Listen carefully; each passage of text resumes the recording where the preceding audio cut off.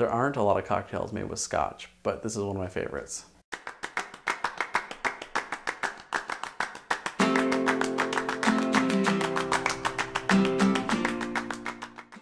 In this episode of Better Cocktails at Home, we're making the cocktail called the Blood and Sand.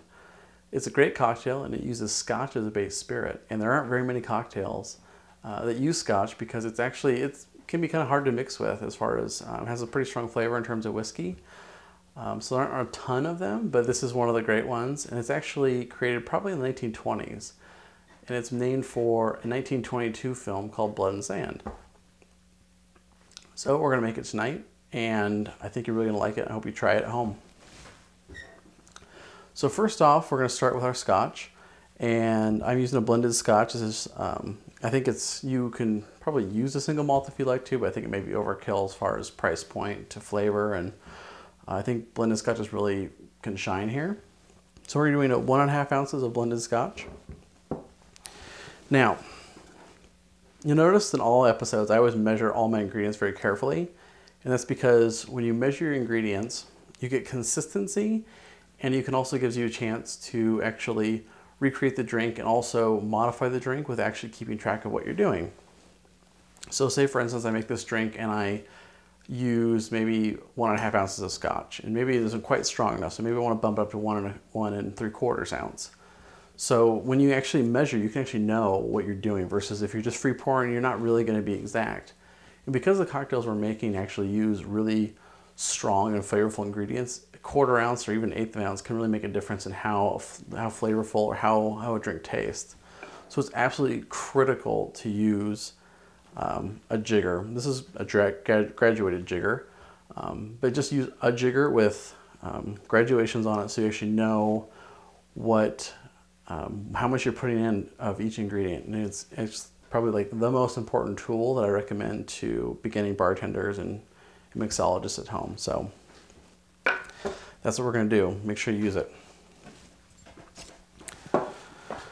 So, as I mentioned, we're going to have 1.5 ounces of blended scotch.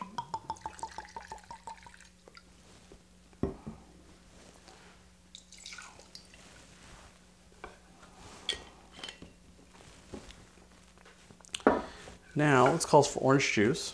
So we're going to do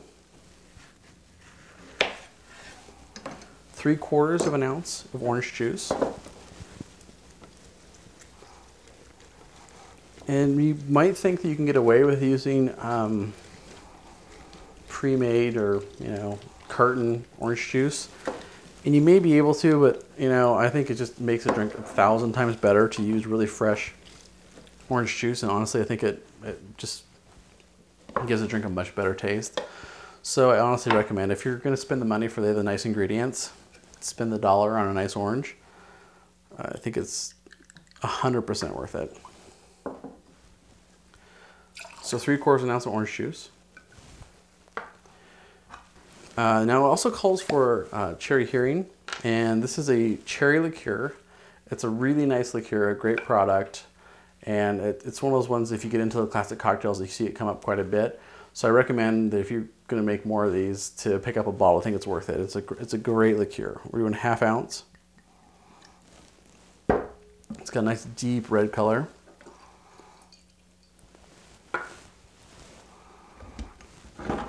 And then we're going to do a 1/2 ounce of sweet vermouth. I'm using Dolin Rouge, which is it's a great product. I really like it as far as sweet vermouths go.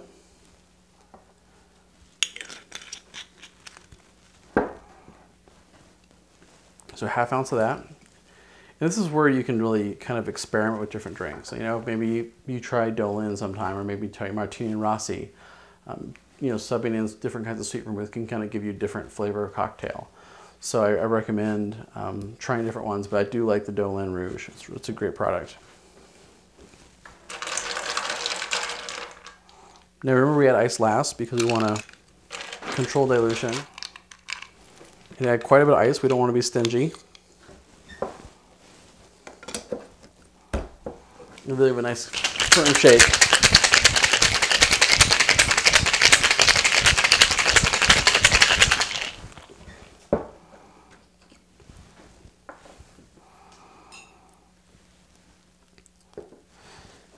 And then once you've given it a good shake, strain it into your cocktail glass.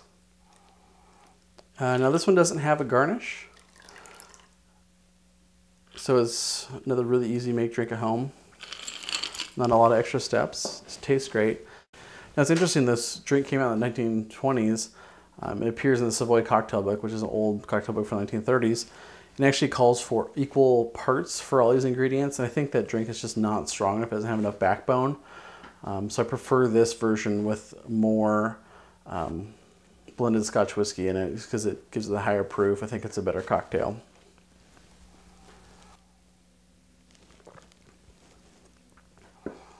It's a drink with great flavor, and I really like it a lot. I think it's a classic cocktail. It's definitely worth getting the ingredients for and trying. Now in terms of Scotch, this is kind of what I want to know from you guys is, do you like Scotch? And if you don't, maybe try it in a cocktail. But I'm curious why you do or don't, and what you think of it as a base spirit. And that's how you make the Blend and Sand.